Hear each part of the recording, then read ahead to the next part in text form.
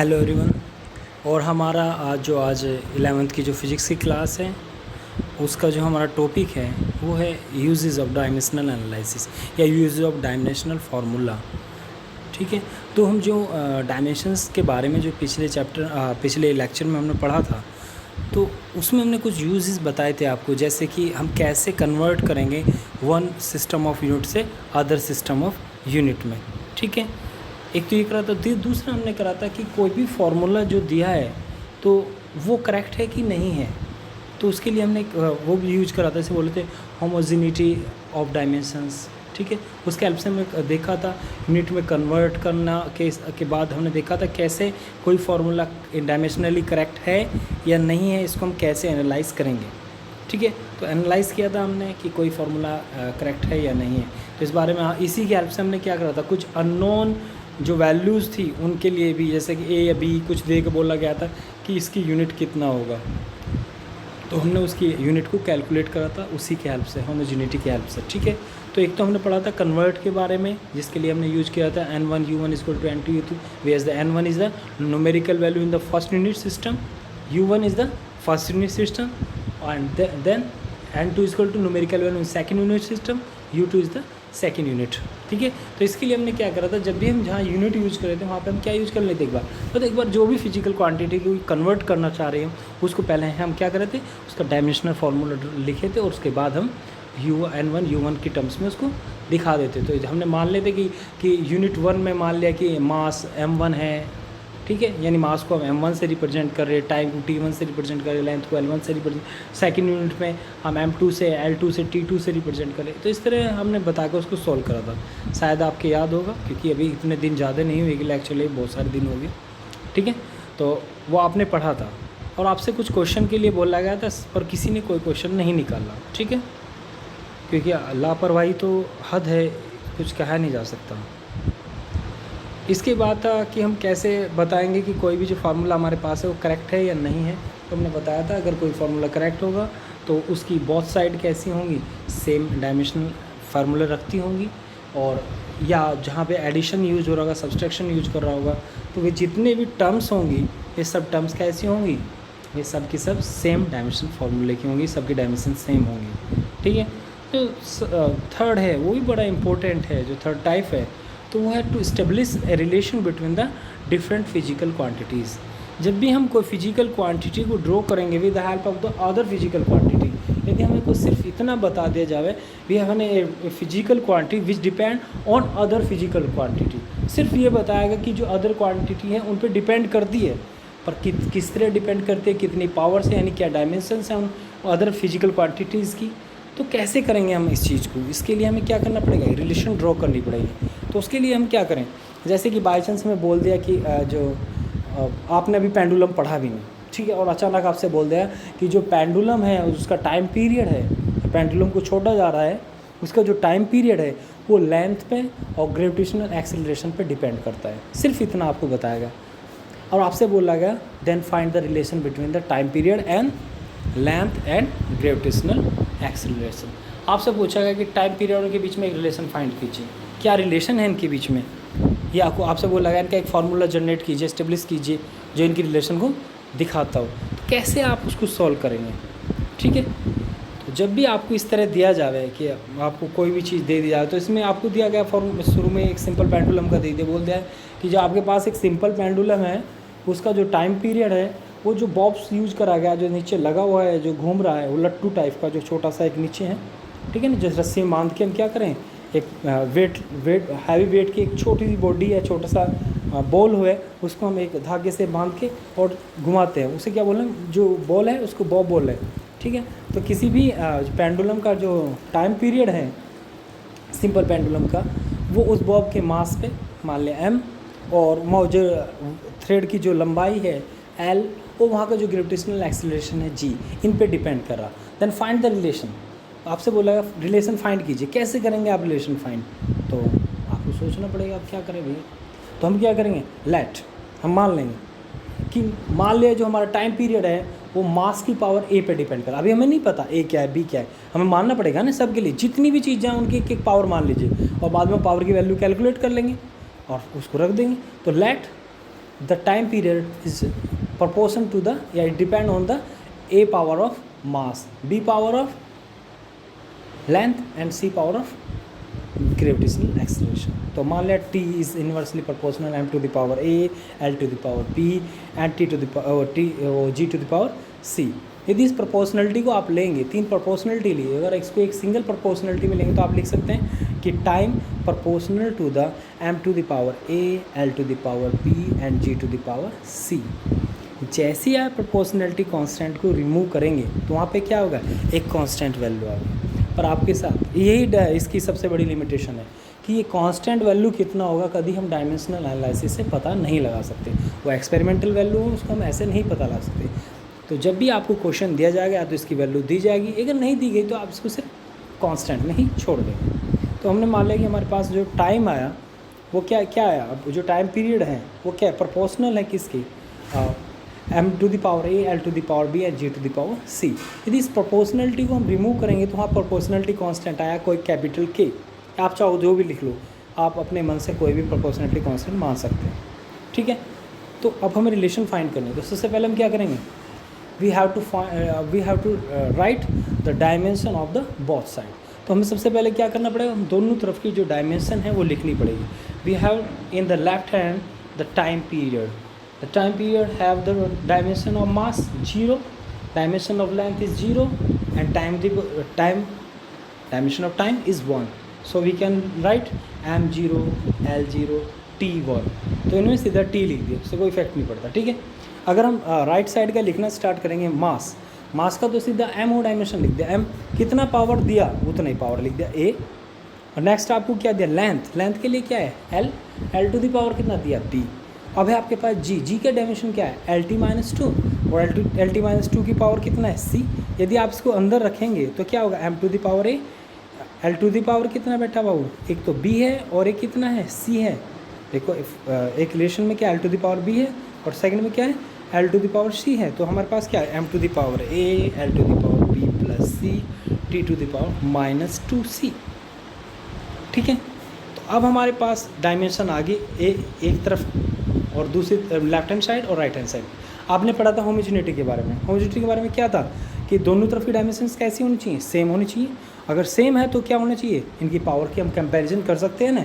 तो आपके पास जो लेफ्ट हैंड साइड है उसमें मास की पावर जो है या डायमेंशन जो है वो कितना है 0. So A becomes, if we compare the dimension of the both side, then what is the dimension of m in the left hand side is 0. So a is equal to 0 and the dimension of l in the left hand side is 0. So b plus c is also 0. But the dimension of the time is 1 at the left hand side. So -2c is equal to 1. So with the help of these three equations we can solve and find the value of a, b, c. We have a is equal to 0, b is equal to 1/2 and c is equal to -1/2. ठीक है, तो जो भी आपने शुरू में formula generate करा था t is equal to k m to the power a, l to the power b, g to the power, इसको मान लेंगे हम क्या, इक्वेशन 1. ये हमने इक्वेशन 1 मान लिया. Then put the value of a, b, c in equation 1. We have t is equal to k into m to the power 0, l to the power 1/2, g to the power -1/2. So the formula becomes k into √l upon g. तो हमने क्या करा, ये हमने इसकी help से क्या कर दिया, हमें नहीं पता था किस तरह डिपेंड कर रहा हूँ ना, हमने अभी तक इसके बारे में पढ़ा था. तो डायमेंशनल फार्मूले की हेल्प से हमने क्या करा, इस रिलेशन को जनरेट कर दिया.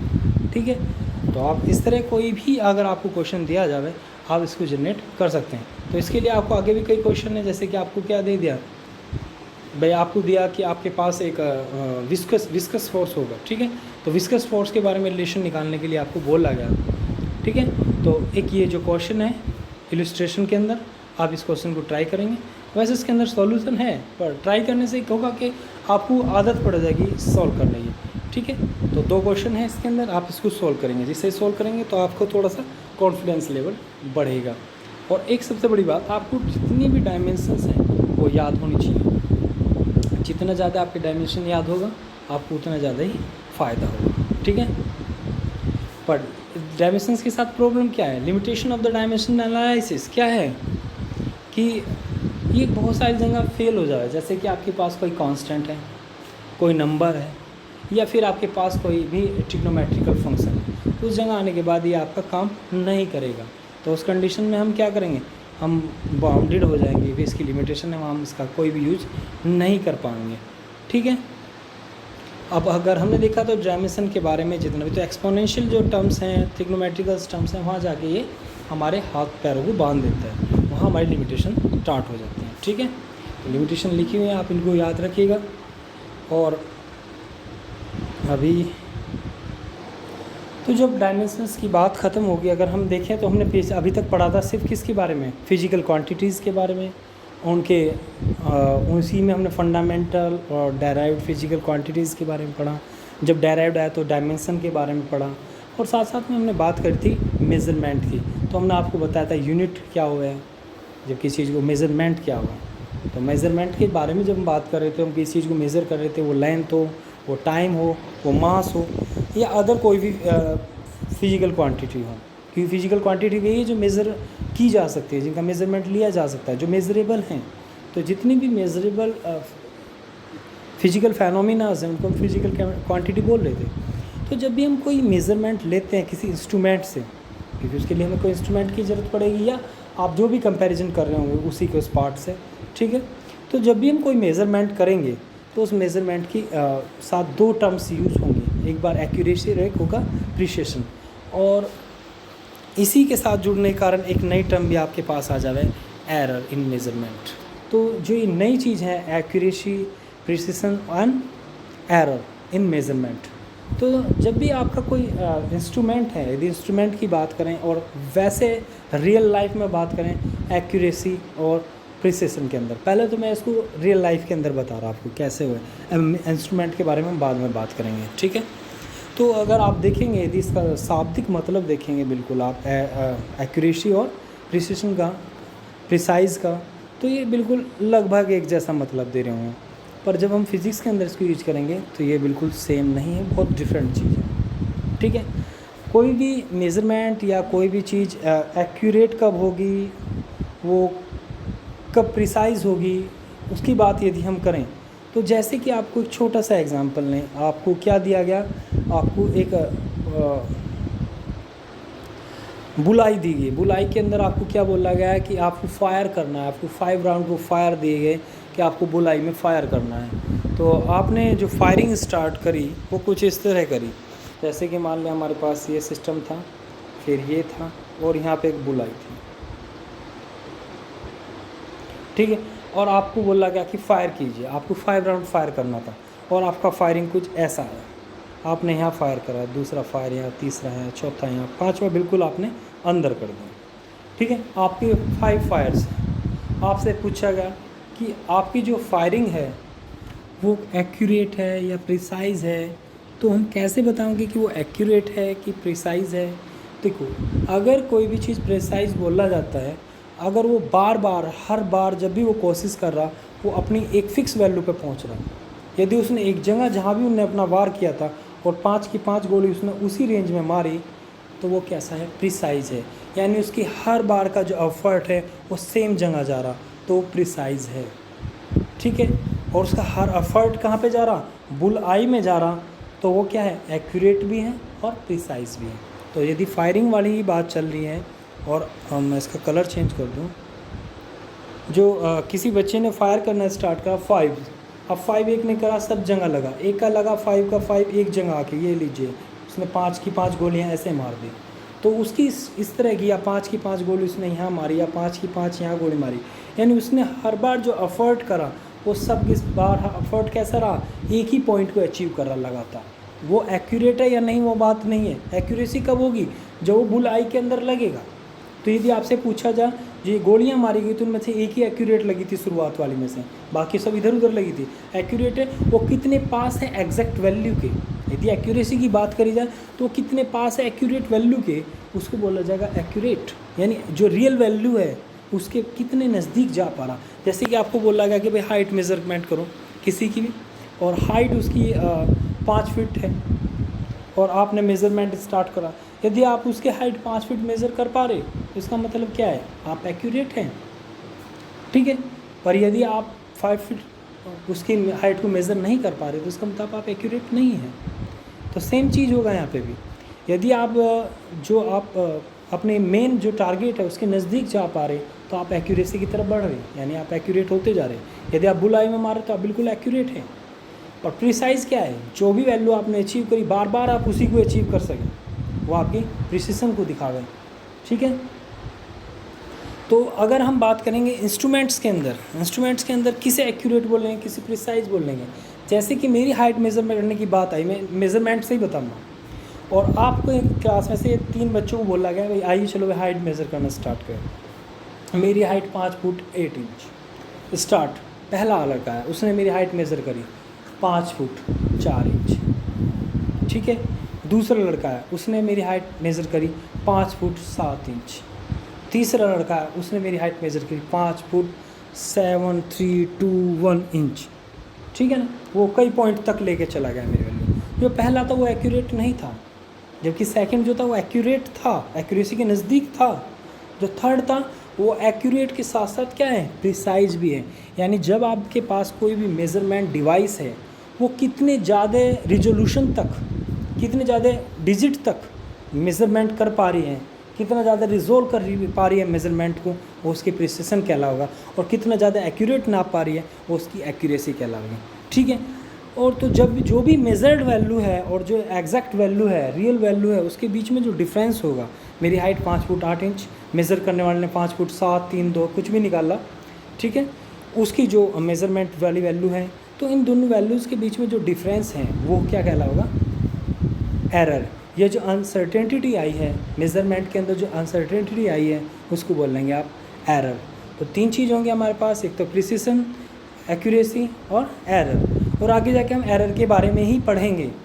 ठीक है। तो यदि आपके पास कोई मीटर स्केल है और वो क्या है, उसके ऊपर कोई भी मार्किंग नहीं किया गया, सीधा मीटर लिखा गया है, जब आप उससे कोई मेज़रमेंट लेंगे और उसमें यदि सेंटीमीटर के निशान लगेंगे उसके द्वारा जो मेज़रमेंट लेंगे, एक के अंदर मिलीमीटर के निशान उसके द्वारा जो मेज़रमेंट लेंगे, तो तीनों मेज़रमेंट डिफरेंट आएंगे। क्योंकि जिसमें मीटर का ही स्केल लगा हुआ है, जैसे कि ये लीजिए, ये कोई स्केल है, यहाँ से यहाँ तक सिर्फ मीटर को मेज़र कर सकता है। और आपको कोई हाइट मेज़र करनी पड़ेगी, वो 1 मीटर से थोड़ी ज़्यादा, 1 मीटर से थोड़ी कम है, तो भी आप उसको 1 मीटर ही बोल पाओगे। कितनी कम है कितनी ज़्यादा वो आप नहीं बता पाओगे, क्योंकि इस पर स्केल पे कुछ नहीं लिखा हुआ है। ठीक है। पर यदि इस पर सेंटीमीटर के निशान लगे हुए हैं ऐसे, अगर वो थोड़ा कम है, सेंटीमीटर्स की वैल्यू में कम है, तो आप बता देंगे 1 मीटर से इतने सेंटीमीटर कम या इतने सेंटीमीटर ज़्यादा है। पर यदि मिलीमीटर का भी लगा हुआ है तो आप और ज़्यादा प्रिसाइज वैल्यू बता पाओगे। तो उसकी जो मेजरिंग वैल्यू जो जितनी छोटी होगी, यानी लिस्ट काउंट जितना ज़्यादा होगा, लिस्ट काउंट का मतलब समझ रहे ना, वो जितना छोटा मेज़र कर पाओगा। ठीक है। लिस्ट काउंट का मतलब मिनिमम कितना मेज़र कर पा रहा है आपका स्केल। जब तक ये पूरा अकेला मेज़रमेंट का यूनिट था यहाँ तक का, तो इसकी लिस्ट वैल्यू की लिस्ट काउंट कितनी थी, 1 मीटर। जैसे आपने सेंटीमीटर मार्क करा तो इसकी होगी 1 सेंटीमीटर, जैसे मिलीमीटर मार्क करा होगी 1 मिलीमीटर। तो जिसकी जितनी ज़्यादा लिस्ट काउंट होगी उसकी प्रिसिशन उतना ही ज़्यादा होगा, और जिसकी जितनी कम लिस्ट काउंट होगी, मतलब ज़्यादा है कम का मतलब वही है कि वो कितने ज़्यादा पॉइंट्स तक जा सकें। ठीक है ना। जैसे कि मतलब अब मैं बोल सकूँ लिस्ट काउंट जिसकी सबसे छोटी होगी, आपकी टर्म्स में बोल लो तो जैसे कि मिलीमीटर्स तक होगी। ठीक है। तो लिस्ट काउंट जितना भी कर पा रहा होगा वो, जैसे जितना ज़्यादा रिजोल्व कर पा रहा होगा वैल्यू को, ठीक है, उसके अंदर जो एरर है उतना ही कम होगा और उसकी वैल्यू उतनी ज़्यादा प्रिसाइज होंगी। ठीक है। तो एक्यूरेसी और प्रिसिशन में आप यहाँ से डिफरेंस करेंगे, और इसके बाद हम आगे पढ़ेंगे इसके बारे में एरर्स कितने टाइप के हैं। तो नेक्स्ट जो हमारा टॉपिक है वो एरर्स होगा, एरर कितने टाइप के हैं। ठीक है। और आगे हम पढ़ेंगे एक नई चीज़ जो आपने बहुत बार पढ़ी भी होगी, कि जब आप किसी भी जगह डिजिट्स को लिखते हैं, ठीक है, या कोई मेज़रमेंट आप लिखते हैं, तो जब आप कोई वैल्यू लिखते हैं तो उसके अंदर आप पढ़ रहे थे सिग्निफिकेंट डिजिट कितनी है। ठीक है। तो जो सिग्निफिकेंट वैल्यूज़ के बारे में बात करेंगे वो हम आगे पढ़ेंगे। तो एरर और सिग्निफिकेंट के बारे में हम आगे पढ़ेंगे। तो अभी तक के लिए इतना ही। Thank you. Have a nice day.